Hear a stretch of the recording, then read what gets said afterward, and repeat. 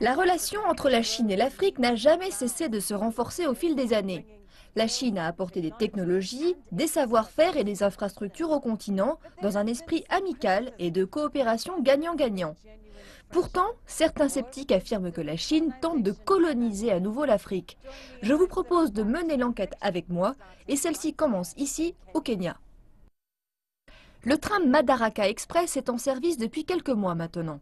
Construit par les Chinois, c'est une ligne à rails standard. Ceci n'est qu'un des nombreux exemples de construction d'infrastructures par la Chine en Afrique. Le train fait la liaison quotidiennement entre Nairobi et la cité portuaire de Mombasa et les usagers sont de plus en plus nombreux. La demande des passagers explose littéralement. C'est une immense surprise pour nous. On ne s'imaginait pas du tout cela au début. Les usagers sont très enthousiastes. La demande est très forte, c'est vrai. C'est un chantier important pour les Kenyans, pour ceux qui se rendent souvent à Mombasa.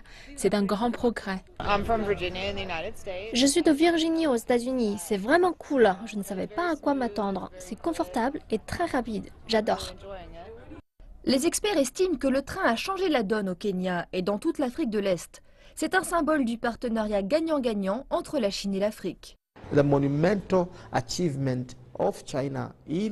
plus grand succès de la Chine en Afrique orientale et centrale est indéniablement la construction de la ligne ferroviaire Nairobi-Mombasa que nous appelons Madaraka Express. Je pense qu'elle est l'expression d'une relation saine entre l'Afrique et la Chine. Ce n'est pas du colonialisme, c'est une libération.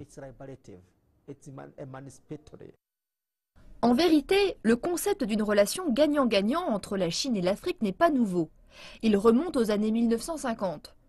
En 1955, la conférence de Bandung a marqué la première rencontre entre les pays asiatiques et africains.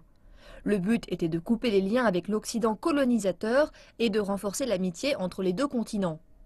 Des dizaines d'années plus tard, force est de constater que cette amitié perdure sous la forme du Forum de coopération Chine-Afrique, le FOCAC. En décembre 2015, le président chinois Xi Jinping s'est rendu en Afrique du Sud pour réaffirmer les engagements de la Chine en Afrique.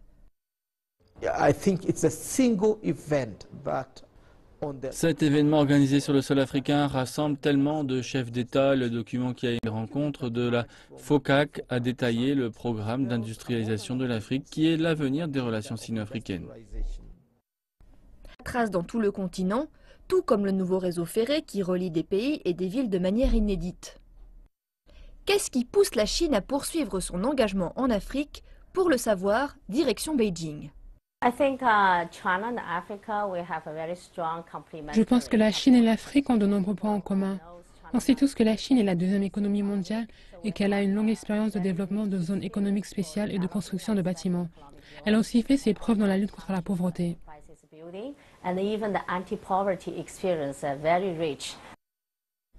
En effet, l'Afrique a besoin de l'expertise proposée par la Chine. Mais qu'obtient donc la Chine en retour? Économiquement parlant, nous savons que la Chine a connu un développement économique extrêmement rapide et nous manquons de ressources. Nous avons besoin de cuivre, de pétrole et j'en passe. L'Afrique possède ces ressources et nous avons besoin d'un bon marché. Il y a plus d'1 milliard d'habitants en Afrique et il y a 54 pays. Ce continent a un potentiel énorme. C'est justement ce besoin de la Chine en ressources africaines qui a déclenché les critiques de néocolonialisme. Mais les experts que j'ai rencontrés rejettent ces accusations. Au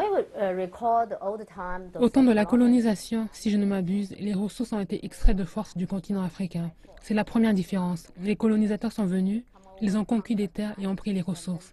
Maintenant, c'est totalement différent. On ne peut pas imaginer un seul instant qu'un pays puisse arriver en Afrique et prendre toutes les ressources sans aucune contrepartie. Nous sommes sur un pied d'égalité.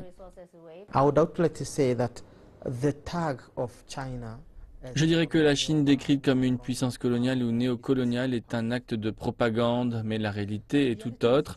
L'idée est que c'est plutôt un partenariat entre gens égaux, empreint de respect mutuel et dans un esprit gagnant-gagnant. La Chine est également accusée de contrôler les ressources naturelles en Afrique. En réalité, la majorité des minéraux et du pétrole sont exportés vers les pays européens, les anciens colons. L'investissement chinois est essentiellement dans les services et les industries manufacturières. He Wenping affirme que les Chinois sont là pour aider les Africains à se développer et leur donner de l'autonomie. Bien sûr, l'aide de la Chine n'est qu'une goutte d'eau dans l'océan. La plupart des choses, je pense, devraient être faites par les gouvernements africains et les Africains eux-mêmes. Nous proposons notre aide pour montrer notre sincérité, pour montrer que nous pouvons faire les choses main dans la main avec l'Afrique. Join the effort to move forward.